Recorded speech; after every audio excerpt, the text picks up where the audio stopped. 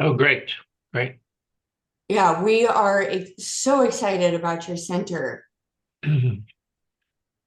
So we can go ahead and get started. I'm going to keep my update pretty short today. We have some new faces on the call, which is so exciting, and everybody is going to have an opportunity to introduce themselves. My name is Amber Freed. I'm the executive director for USP7, or also known as Hao Fountain Syndrome. We're a patient organization, totally led by patients. Our mission is to cure the disease through funding research, and we are also always trying to identify more patients. We are hosting our big symposium later this year. The scientific portion will be September 18th, and then there will be a patient portion on the 19th, and that will be in Nashville. Last year was incredible. I just loved how collaborative it was and how much time we spent just chatting. And this year, we're going to spend much more time open to conversation and talking about some of the presentations. For those of you that don't know, Bo Bigelow, the founder, has a podcast named Stronger Every Day.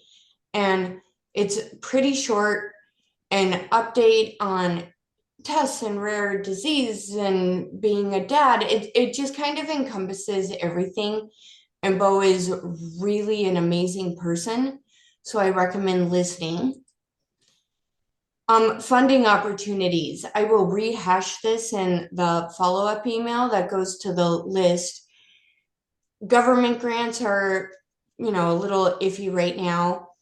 Uplifting athletes, the American Epilepsy Society are always go-to, and we will be applying to be a co-partner with Cure Epilepsy this year. So hopefully they will co-sponsor some work with us as well. Our priorities for this year, a huge priority is what we're just doing now. The whole spirit of the virtual monthly lab meeting and the symposium are to break down silos in rare disease. Like everybody on this Zoom chat, y'all are our cheerleaders, our champions, the people we care so deeply about. Like last year at Rare Disease Day, getting to go to Clementina's lab and meet so many people. Like I can't even tell you what an amazing experience that was. And all of the breakthroughs for our population are going to come from these opportunities. This is how we're going to co-write grants together and make so much progress. And so historically, for our monthly virtual lab meeting call, we have had a topic and a speaker and announcements like I'm having now, and the opportunity to pose questions, post ideas. And it's just been this fabulous, cohesive opportunity. Other priorities for the year. We're always looking to further understand the mechanism of disease and establish correlations and biomarkers and study the link between bigger diseases we can piggyback off of, like cancer. We're undertaking 2 small molecule screens this year, publishing a disease concept study, and the spirit of this meeting, which is to establish a strategic research plan. We're also looking for medical doctors to really champion us. Our natural history study was done out of Heidelberg, Germany, which makes physical follow-up a little hard. So we are looking for some people based in the US, and so happy about the new Center of Excellence for Rare Disease in Tallahassee. There is new research out this month, and I will send that out.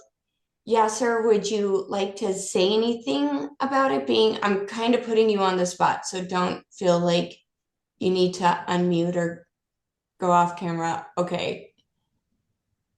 Um, Maybe we can talk about it later once you've finished with your presentation. Sure. Sure. So, and actually it may fit in well to what we are doing today. Kellan Weston, who is a dynamo from COMBINEDBrain, and just like awesome, you guys will see for yourself, is helping USP7 create a strategic research plan. And she is going to go into more details to what that means and how she's going to work with everybody. But I think it would be helpful if we just went down the line. And when I say line, I guess the line of people I'm looking at for introductions so that Kellan knows your name and how you fit into the USP7 community. And the first person I see is Irina.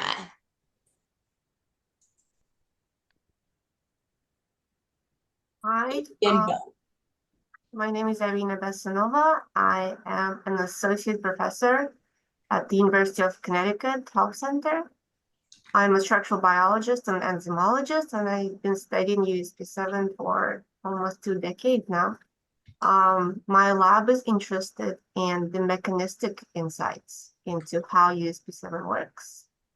And our latest research was on the Hao Fountain mutations and how they affect the function of USP7 protein and in its many ways, the way it works, the way it interacts with its substrates, and so forth. And my graduate student Emily is on the call today too.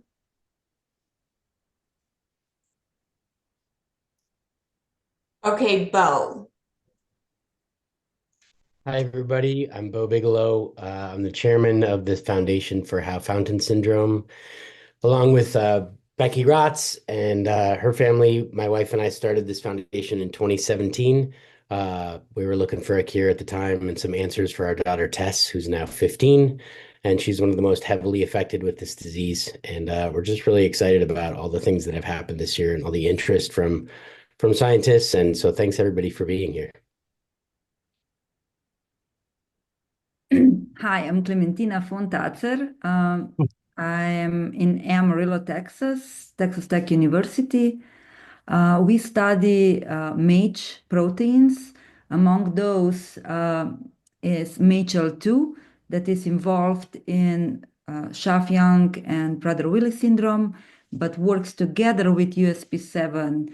And that's why we are very interested to, or happy to contribute our molecular insights into what might happen in USP7 as well. So I'm glad to be here and hope I can contribute, or my group can contribute to this mosaic. So I'm Janelle Stanton. I've been working on USP7 since my PhD, where I use patient-derived models to look at the developmental patterns throughout iPS-derived neurons. I now work with David Ledbetter, who's also on this call.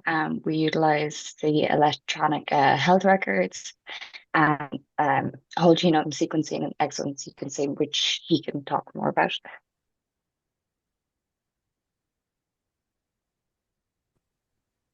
Hi, everyone. I'm Isabella. I'm a fifth-year graduate student in the Burlage Lab at Dana-Farber, and we study USP7. Specifically, make chemical tools for studying USP7 in different contexts. I'm David Ledbetter. I'm a PhD in human genetics and clinically trained as a clinical genetics laboratory director, so did that most of my career. I recently moved to FSU to join the new Institute for Pediatric Rare Diseases, where one of the main projects will be to start a statewide pilot program looking at whole genome sequencing in healthy newborns to see what it would take to incorporate genome sequencing into routine newborn screening and eliminate the diagnostic odyssey for all rare diseases. Hi, I'm Larry Ryder, and I also know David Ledbetter, so that's my claim to fame. And I actually work on circadian rhythm, and we sort of have been floating around USP7 for a while since our work is focused on Prader-Willi syndrome, and we've been publishing some things on MAGEL2, but we also now have some paper that's in press on circadian rhythm defects in Prader-Willi syndrome, and that involves, we suspect, a MAGEL2 interaction with USP7 and the regulation of CRY1. So we've been doing a lot of work on this interaction with USP7 and CRY1, and it's really kind of, that part of it's kind of new, but the MAGEL2 work we've been doing for years now. But I'm really excited to now sort of complete this picture with how USP7 is involved in circadian rhythm regulation. Hi, everyone. I'm Becky Rotz, and I'm on the board of directors for the foundation. And as Bo said, we were one of the very early families to be diagnosed. And so I'm a board member and also a mom of a Hao Fountain patient. Hi, everyone. It's very nice to meet you. I'm Boris. I'm research assistant professor in Mount Sinai Hospital in New York. And I'm working with the Professor Jeff Johnson. The lab is mainly focused on mass spectrometry approaches to study virus-host interaction. So we have our own mass spec platform. We also study post-translational modification and how they're involved in bowel infections. That's lead us to the preliminary data in a study, and that's why I contacted the foundation yesterday. With respect to USP7 being part of immunity against a selection of viruses, and I'm very looking forward to share what we have and understand better how we could contribute to a better understanding of the USP7 role in immunity against viruses. Hi, I'm Emily. Irina kind of introduced me. I'm her graduate student. I'm a fifth year in my PhD, and I've just been working on Hao Fountain Syndrome as my main project, trying to understand how mutations affect the protein in vitro.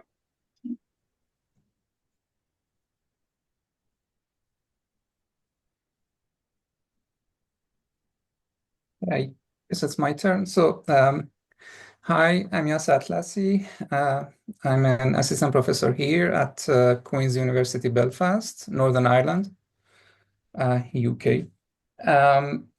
So my lab is mainly working on USP7 interaction with the polycomb proteins, PRC1 and PRC2 specifically. I closely work with Prof. Peter Reiser from Netherlands, Erasmus Medical Center. And we study basically USP7 in two different contexts. One is fundamental biology, so try to understand the biochemistry of USP7 interaction with other chromatin proteins. And so part of this was the study that was mentioned, where we find interaction between USP7 and the non-canonical PRC1. And we show that this interaction is very important for neural differentiation. So this is the paper that was just published. So there we use different neural differentiation systems, and we find that basically deleting non-canonical PRC1 can phenocopy a large part of the USP7 phenotype and functions. So that's part of the research that we do. And second part is, which is mainly my lab is focusing on, is the cancer context and how USP7 contributes to drug resistance. So we use two different models there. The non-Hodgkin B-cell lymphoma, where we find, again, the interaction between USP7 and polycomb proteins is super important for drug resistance.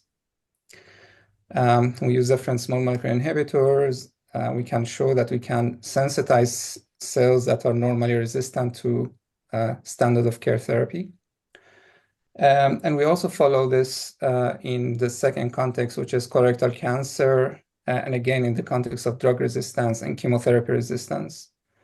And our study basically so far is showing that targeting the USP7 polycombs can be a good strategy for either preventing or overcoming drug resistance in cancer. Yeah. That's awesome. Did we miss anybody? Okay, Kellan, you're up. Hi, everyone. Great to meet you all. Thank you all for your introductions. I'm Kellan Weston. I just finished my PhD last year at Washington University in St. Louis in the laboratory of Dr. Jason Yee, where I studied a mouse model. I say colloquially a mouse model of Angelman syndrome.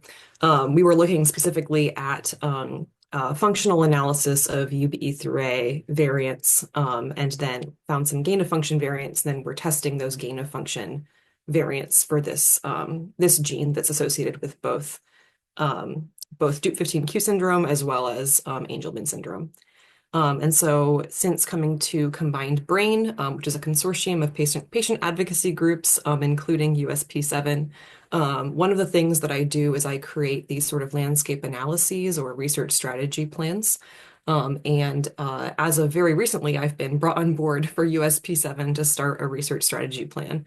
So I don't really have a presentation per se, but I can show you a whole bunch of slides that, as an example of kind of what we cover in this research strategy plan, and then I'm open to sort of any questions or suggestions as to what all of you think is most important for USP7 research, and kind of what maybe what areas that really need scientific focus. So let me share my screen.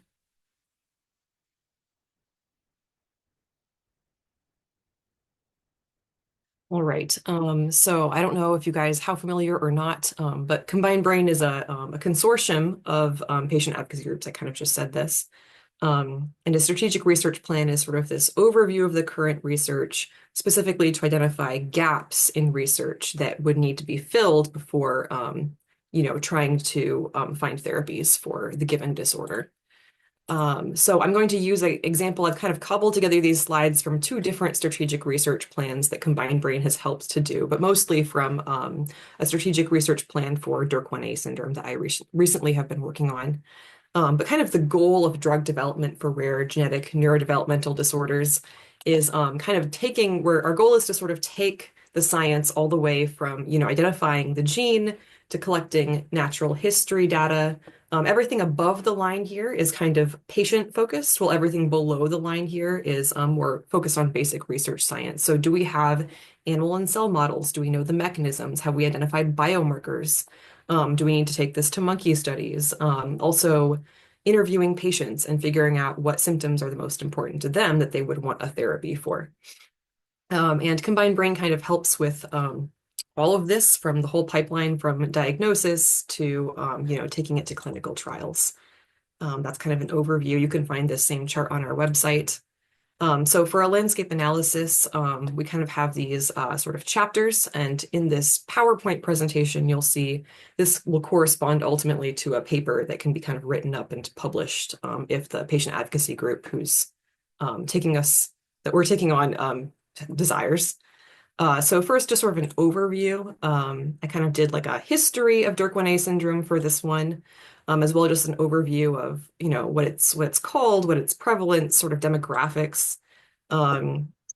looking at its clinical presentations. I looked for any available management methods and found that, there's no current therapies, but just here's what patients are doing to manage symptoms. We're working on, we do disease concept models, which we're working on for USP7, I believe, where we do this sort of in-depth interview of parents of these patients and kind of start coding the core concepts that come out, especially symptoms that haven't been reported in the literature is what we're really trying to find. So we kind of can categorize these disease concepts in terms of symptoms or impacts on daily living, as well as caregiver impacts, like even family life, marital impacts, just to kind of get this holistic, comprehensive view of how this disorder is affecting these patients' families. And that can kind of create a blueprint for which of these what is the most important aspects of daily life and symptoms to target if we're looking for a therapy. So this starts with a deep dive literature review that we kind of then base our interviews on, which was done for this syndrome here, and sort of categorizing the most frequently reported symptoms by patients, which may or may not be the ones that are most commonly reported in like clinical reports by doctors, because the families are the ones who are living this day to day. For example, a big one that we find is that the doctors don't report as much is like gastrointestinal issues, while for families, that's more of a day-to-day living impact, and they may actually want those symptoms, they want a therapy for those symptoms before they want a therapy for intellectual disability or something like that, depending on the disorder, of course. So we're currently working on this for DYRK1A syndrome. And then I kind of look into the genetics of the disorder. DYRK1A syndrome was an interesting one because it has this dosage-dependent effect. It's kind of almost a Goldilocks gene, very similar to UBE3A that I studied for my PhD, where it's on the 21st chromosome. So it can get triplicated in Down syndrome, or it can become, if it's haploinsufficient, that causes DYRK1A syndrome. I looked into, kind of did a deep dive into the publicly available reported variants in the gene, and kind of just categorized how many we know are actually pathogenic or how many are variants of uncertain significance. I kind of mapped out, I created this just cartoon map of the protein and then looked at protein modeling. I sort of did every slide you see here, I have like a whole page of notes to kind of support with sources, but kind of just looked at the literature and what each domain of the protein is thought to do. And so if we were looking for maybe a small molecule to target this kinase, what domains might be most important to look at. This is stolen from a GRIN2B landscape analysis, but also just kind of looking at, if we're looking for a genetic therapy, what are we looking at in terms of what we need to target for the gene? What does the mRNA look like? How many exons are there? Kind of very basic cataloging like that. I did just sort of looking at the isoforms for this particular gene protein. The isoforms got tricky because there was a canonical isoform, and then the non-canonical ones were often referred to more often in the literature, even though they were non-canonical. And then there might be different roles for different isoforms. That's a whole area of research that I found was very understudied. Further variant summaries, more variant summaries, kind of mapping out the variants along the length of the protein. This was like a statistical computer analysis model I did to predict pathogenicity in different domains of the protein. These might be repeats, sorry. Then I went into sort of the DYRK1A biology. So, this one particularly is a tyrosine kinase, so kind of background on how its mechanism of function, as well as what various different types of mutations might do to the kinase's enzymatic function, different ways it could be affected, and what different biological pathways it affects. And then this is stolen from a different strategic research plan, but kind of deep diving into the literature as to, what studies have shown what effects this has on, cellular growth and development in cell and animal models. And then for this is just kind of a big bullet point list, but kind of which are the primary pathways that we might need to target to sort of rescue DYRK1A's haploinsufficiency. Kind of a big part of this landscape analysis is that I look for key leaders in the field. And I'd say this is kind of, doing a literature review is one thing, but kind of reaching out to finding the key leaders and then reaching out to them. And then I do sort of personal interviews with a lot of these researchers.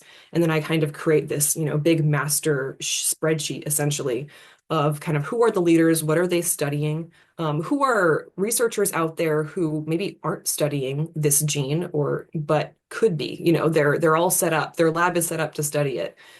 So for example, for DYRK1A having this association with Down syndrome, I was also looking for researchers who, study Down syndrome. So I know that they have the antibodies in the freezers in their lab and they have the mouse models, or, they're set up to do mouse models studying DYRK1A syndrome. They just need to get the haploinsufficient mouse from Jackson Labs.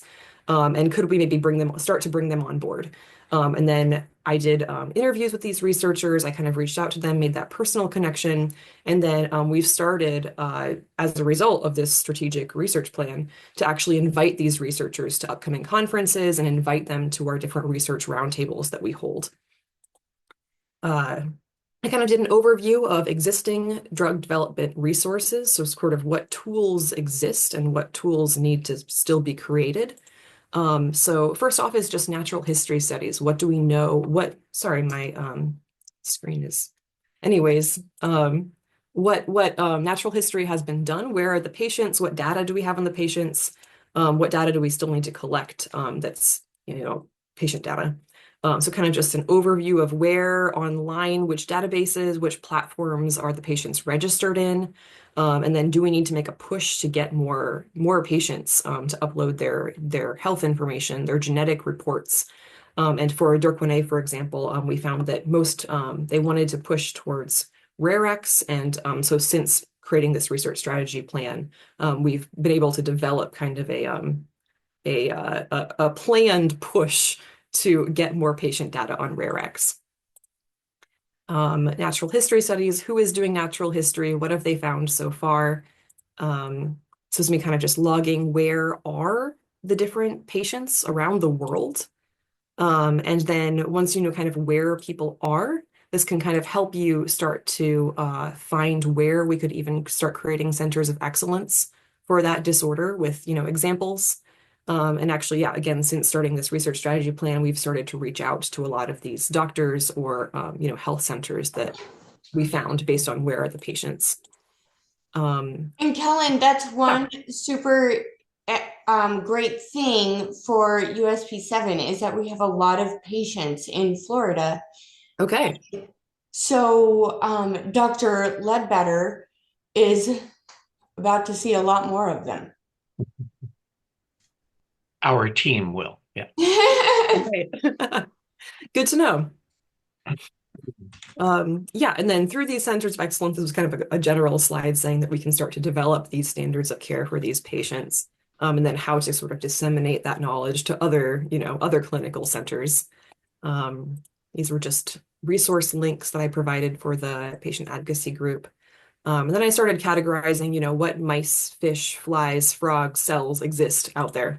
So this is just a lot of me, diving into, sorry, I'm not sure why my slides keep switching around so much. Diving into the literature, finding where are the iPSCs. So for example, they knew about all of their Simon's iPSCs, but this researcher, Man Zhang in China, they didn't realize that he had iPSCs. So that was a good resource to know. Brain organoid models, I take a look and see if anybody's been doing that. I kind of just did a quick analysis of, what % conservation across species does this gene even have? What might be the best model to use? Mice and rats were actually all of them were pretty strong for this particular gene. I made this is a dumbed down version, but I make a huge spreadsheet of, who has the mice, what mice are there, what are the, pros and cons of each mouse model. If there's, be a serious flaw with some mice or, some mice are only, used for certain context, or, maybe there's an effective background on the mice. Maybe some mice were shown to have increased seizure susceptibility on certain genetic backgrounds, but not others. Things like that I try to catalog. This is just more of me cataloging mouse phenotypes. More mouse phenotypes. I do the same for, Drosophila or zebrafish or frogs. There's more of me doing that for flies. Omics data, taking a deep dive into, has there been any omics data done for this gene? Who out there has done it or who's sort of poised to do it? And then COMBINEDBrain, we also, through our roadshows and our biorepository, we collect samples from these patients. And so this was our push to get a plasma proteomics project done with a lot of these patients. And the results of that are, we're actually writing up the manuscript right now as the sort of cross-disorder plasma proteomics project. So kind of seeing which of the cross-disorder combined brain projects might be beneficial for this disorder to participate in. And then finally, we get into possible therapeutic strategies. I'm going to kind of, so I just look at sort of, is there anything right now for this disorder? The answer was no. They just have, ways to manage symptoms. Then types of potential therapies, I look into, ways to rescue gene expression, who is researching that right now, protein expression, or rescuing its enzymatic activity, or the biological pathways it affects. For this disorder, I found that there has been a very good functional assay developed, but nobody has sort of brought it to a high throughput level, which was interesting because there's a lot of worry in this given disorder about like dominant negative effects. So before we can even, start treating people, we need to make sure that they don't have a dominant negative variant that, could actually respond negatively to treatment. So this is one of my suggestions was, could we find a researcher who is willing to maybe screen a lot of these, pre-introducing this to patients. Primary pathways to target. This one is still in less of a finalized form. I also have been doing and am still currently doing kind of a big literature. And more recently, I've been dabbling in the AI lit dives. We'll see if that reveals anything, but sort of which drugs could become up as candidates for drug repurposing that we could really investigate. And then finally, this is kind of like the big, final delivery of this landscape analysis is research recommendations. So again, kind of focusing all the way from, basic, what is the gene and can we make a mouse? Can we put that gene into a mouse all the way through clinical trials and getting a drug approved? We kind of take a look at what all the different steps along the way are. And I kind of just make a record of, what has been initiated. So here it's in green. Yellow is what's in process for this disorder. Researchers are actively working on it. Red is where, the gaps in research are. And then blue is sort of my suggestions for, future down the road investments that might be good for that disorder to invest in. And then we have recommendations for a bunch of stuff, including how to get faster diagnosis, how to increase your, that's not this slide, but I'll get there in a second. How to understand the individuals affected by the disorder, how to get more patient and family engagement, how to establish sort of a drug development toolkit, sort of biomarkers, what biomarkers exist, how can we get some biomarker studies up and running, what biomarkers, just based on my literature dive, might be the most promising to start looking into. Outcome measures, based on the disease concept model and the literature review of symptoms, which outcome measures might be the best to use for, observational studies or clinical trials, or even just if we're publishing a case report, what outcome measures would be the most meaningful measures of change, improvement in these patients. Recommendations for centers of excellence, where to have them. I start reaching out to these clinicians. We start these dialogues. I'm currently working with 2 different disorders to try to establish centers of excellence right now. Recommendations, I think this is where COMBINEDBrain sort of has a strength here, is recommendations for which other patient advocacy groups to collaborate with, maybe for cross-disorder studies. These are disorders with similar symptoms or very similar mechanisms, molecular mechanisms of disease. And sort of also which researchers may be studying, well suited to study both these disorders and kind of actually, save both patient advocacy groups money. We could even do a joint grant.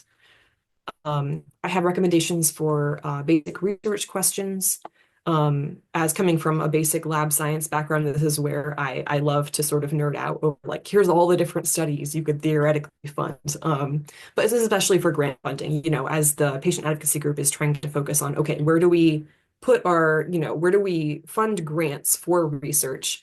What might be kind of a strategic way to, what's the top priority, second priority, third priority in terms of what research questions need to get answered and what might be the most efficient way to answer them.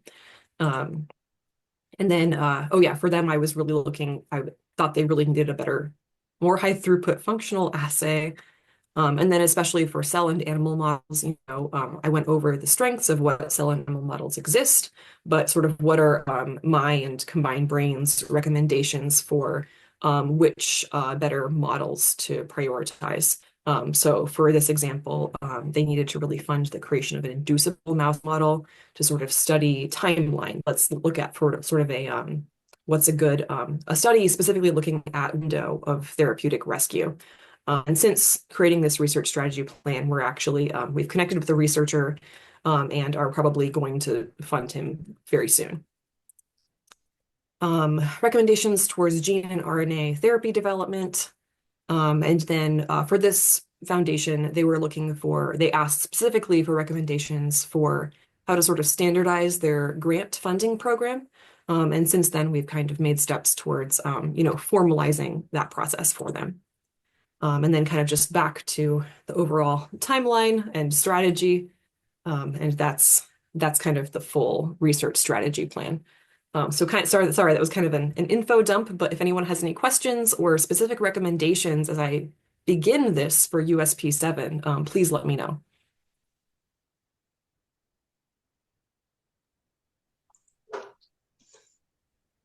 Kellan, where do you typically even start in terms of research?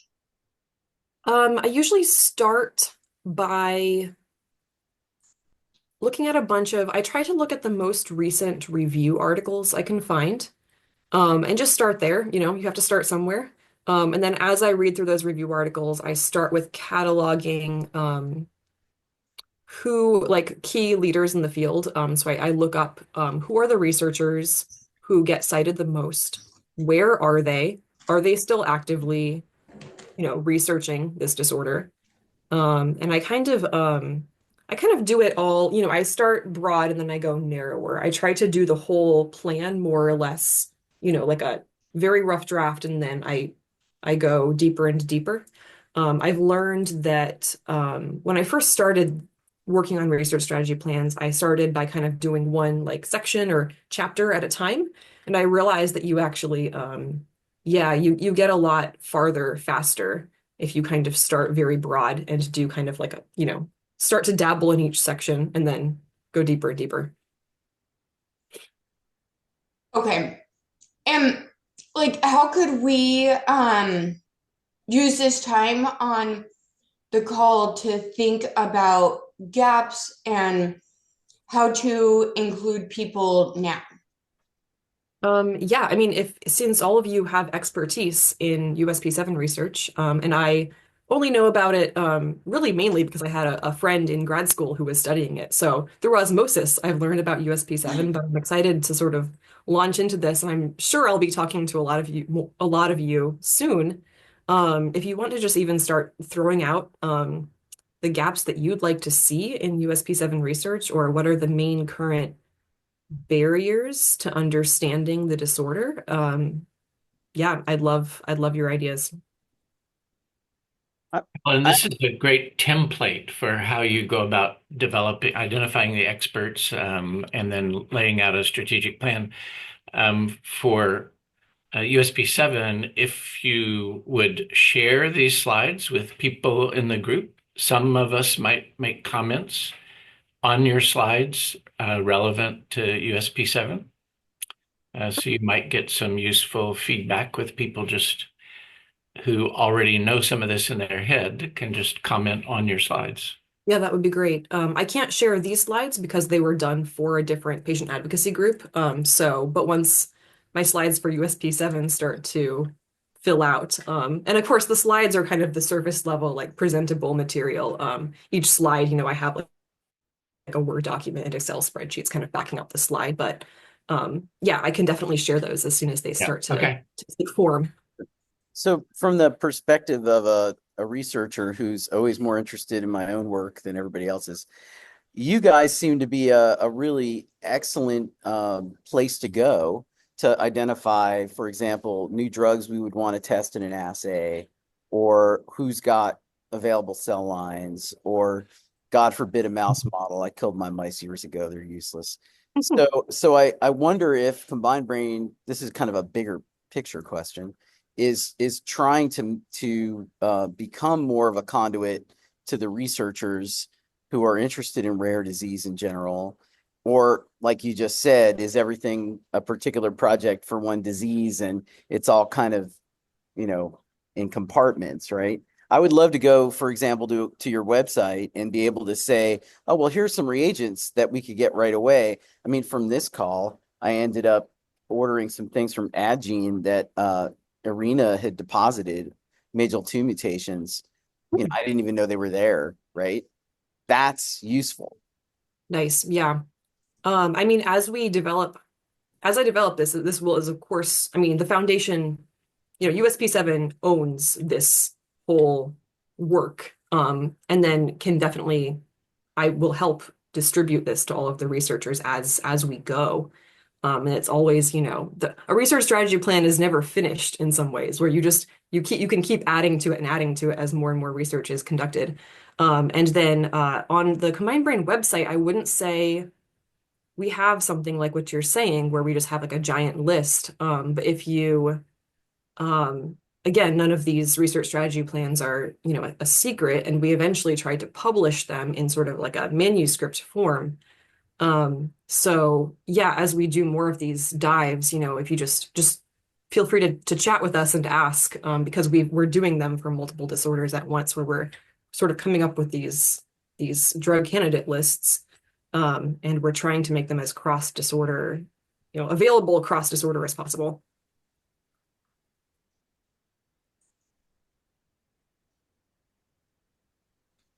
Kellan, what are some unique things about USP7 that kind of differentiate from other diseases, and some of the sections of the report we should kind of focus on? I would have to defer that question to everyone else on this call. Again, this was kind of like a pre-advertisement for what I plan to do for USP7, but I'm not, I have not yet begun this journey.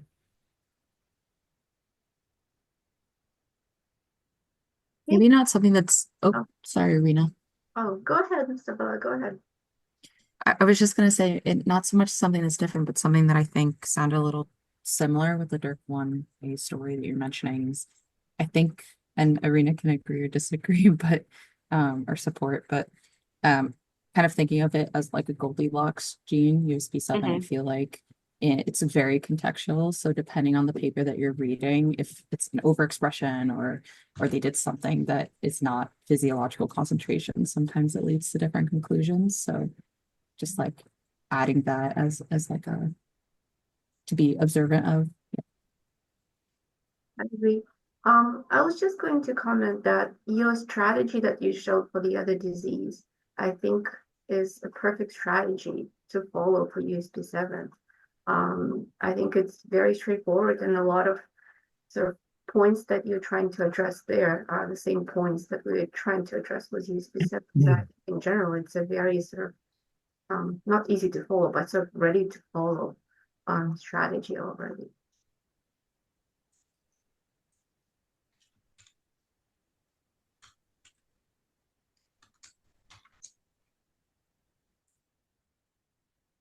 one thing about USP7 is that it does have very strong ties to cancer.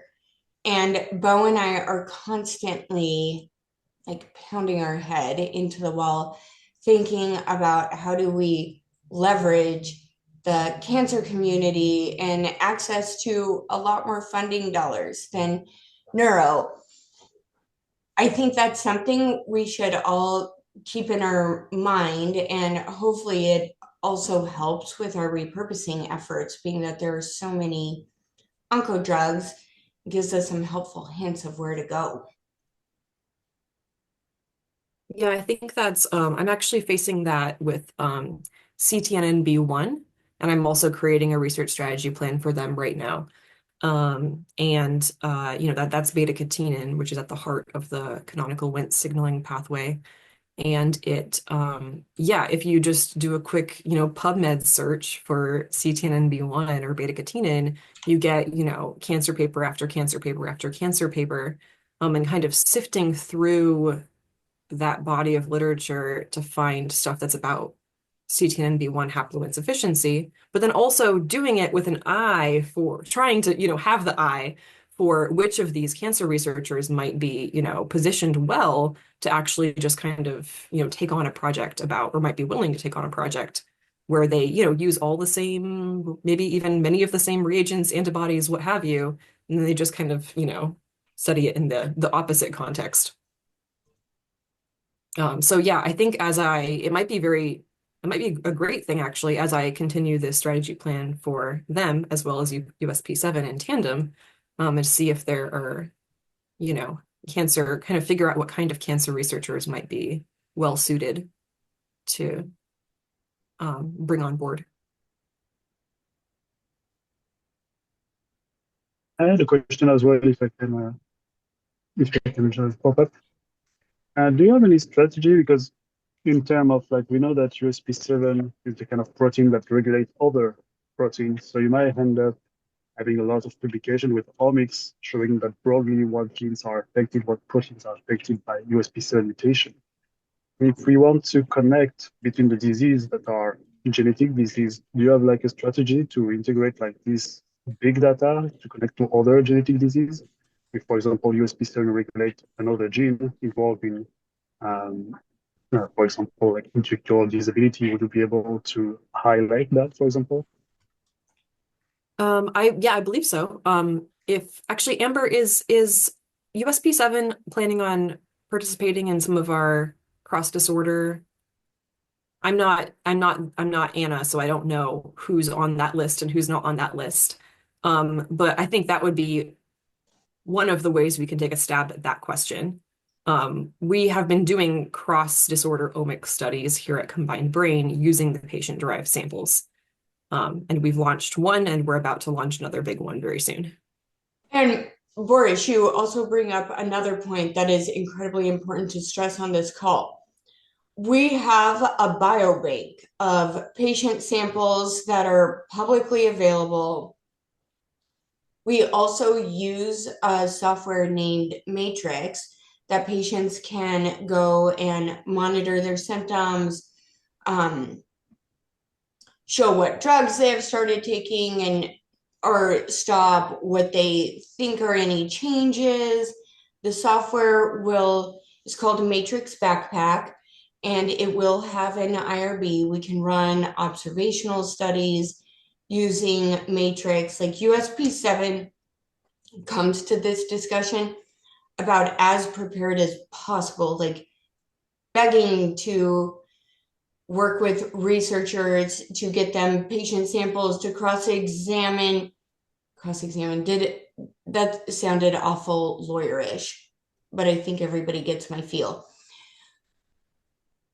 Do anything to get research. Oh, that's great. That's great to know. Are we aware of what kind of samples do you guys have in this library? We have human-derived samples, so fibroblasts, iPSCs, some differentiated cells. Whole plasma. You guys might have urine samples. We store those. We have the capacity to, we have the capacity to store post-mortem tissues as well. I don't know of any for USP7, but And you mentioned like combined brain is able like to pursue like proteomics, big data in this way for this kind of samples. sorry, could you repeat? You're cutting out a little bit. Sorry. You said that you were ongoing on like proteomics data. Do you have also like phosphoproteomics and ubiquitinomics potential in this Economics would platform? be the dream, but no, we don't have that. Because we do have it. That's why I mentioned it. It's like Okay. we also have like the phosphoproteomics and the ubiquitinomics to identify substrates. And that's why also I wanted to contact the foundation to know if like these tools were available around.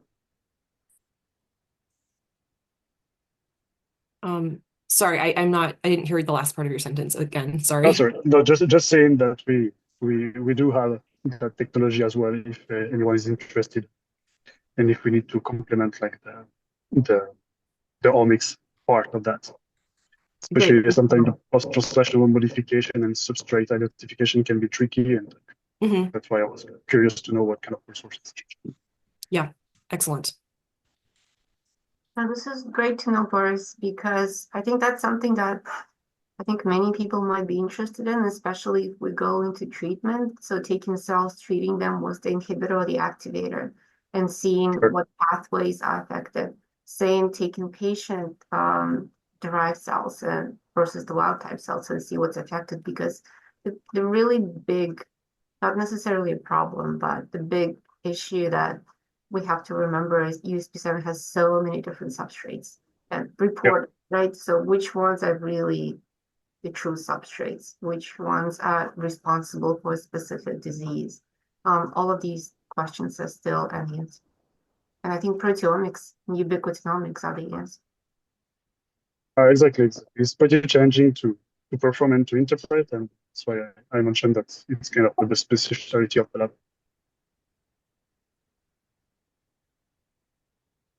Boris, Clementina. Yeah, where is my camera? Okay. Okay.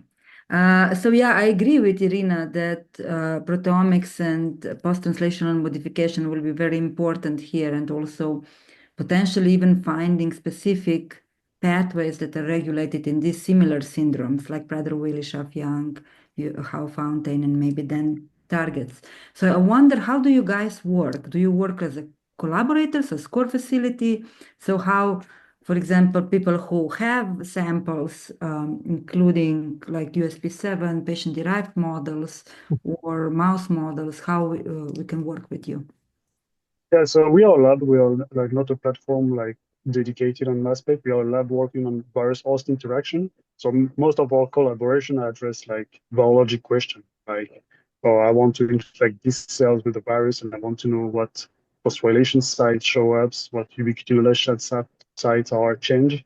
So usually we just like the best for us is having ready to go, ready to run samples.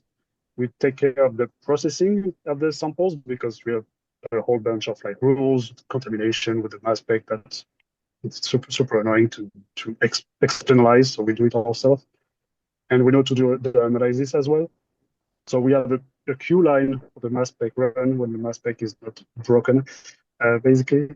And then what we used to do in terms of like collaboration is like we have the data, and like if we have other questions to address in terms of virus host interaction, we use this data. If someone is interested to, someone realize that, for example, USP7 is impacted in the inflammation pathway, and someone wants to dedicate his time on like the connection between USP7 and inflammation, he will have this data basically, which I think is interesting because we can be very complementary in terms of like scope, because like on the conservology aspect and development aspect, we are pretty limited.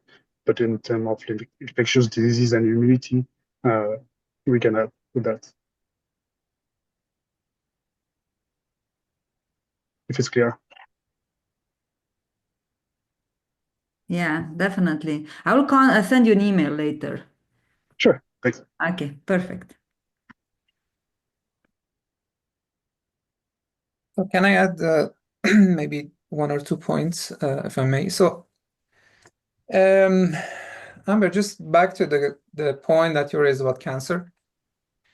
When I talk with my colleagues in the cancer field, they basically come with the idea that, and it's sort of criticism that, USP7 has many inhibitors, small molecule inhibitors. They have been around for quite some time, but still, they never made it into any clinical trial. And so the criticism that we get always is that, well, USP7 has a pleiotropic factor. It has many targets and it can be involved in different processes. So it will be very toxic, right, to use the inhibitor for cancer therapy. I think one direction that we are investigating here, and it will be very important to maybe solve or at least reduce some of these challenges, is something that's been in the field for quite some time, the way that you deliver the drug. So nanoparticles, the drug delivery approaches that can reduce the toxicity of these drugs. I think that's something that will be very important in the future, especially when we get more of these, drugs and USP7 inhibitors. And, everyone claims that they have the best, the most specific, most potent USP7 inhibitor. And every now and then you see a new paper coming. We actually have a pharmaceutical company here who they claim the best USP7 inhibitor. They license it to a French company. It's very difficult to follow because they cannot discuss. But in my opinion, this will be the next challenge. How do you imagine that you have the best inhibitor, given there's so many different, non-specific effects? How do you deliver this drug? And I think there it's really important to investigate a little bit on, the new way of drug delivery, nanoparticles, antibody conjugates, and so on. So that's for the cancer. The second is, so you mentioned that you're working on different neural-related disorders. And I think that's something that we had, Amber, remember with the Harvard hackathon, that one of the really dreams that we have is many of these interactors of USP7 also are involved in neurodevelopmental disorders, right? So if we could map in a way, maybe use AI to map the overlap of these different USP7 interactors and their involvement in neurodevelopmental disorders, and then make a sort of network or find the hubs, the modules, why many of these interactors actually share the same phenotype.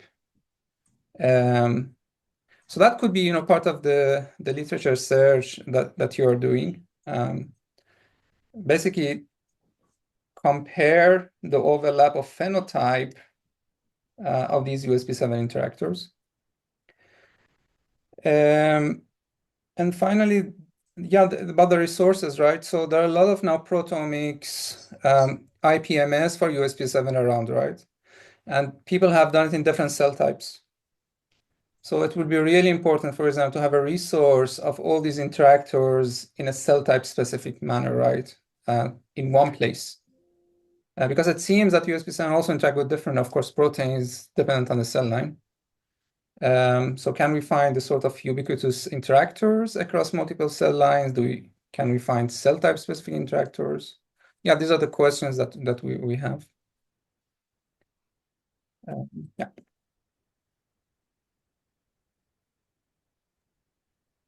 I'll just speak to one part of that because I've been working on UBE3A for about 20 years, and it's the same problem, right? UBE3A is ubiquitin ligase, and yeah, I see, don't you? And it's like finding a needle in a haystack, and you can do as much proteomics as you want, but all you get is sort of average noise. And what we've done that's allowed us to find actual substrates is we stole a technique called UBAIT, where we covalently attach the ubiquitin to UBE3A. This is all work that's going to be published this year. I don't know how to design that for a D-ubiquitinase, but it works very well for ubiquitinase, right? A ubiquitin ligase, because it essentially pulls even the smallest number of those substrates out of the mix and allows you to then do proteomics, right? And so we've gotten very good results. We've been doing it in vivo in Drosophila. I haven't thought about trying something similar with the D-ubiquitinase because I really just started getting interested in the relationship between MAGEL2, USP7, and Cry1.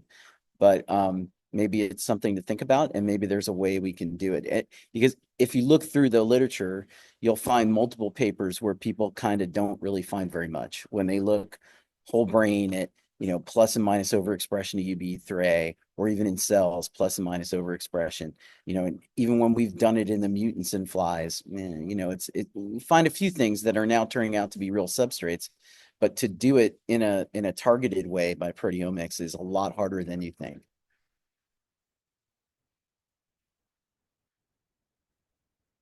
And now I got to go. We are on time, and we will follow up with everybody, and everyone will have an opportunity to work with Kellan. And thank you so much for the great discussion today. I hope you all go slay the day. Thank you. Thank you.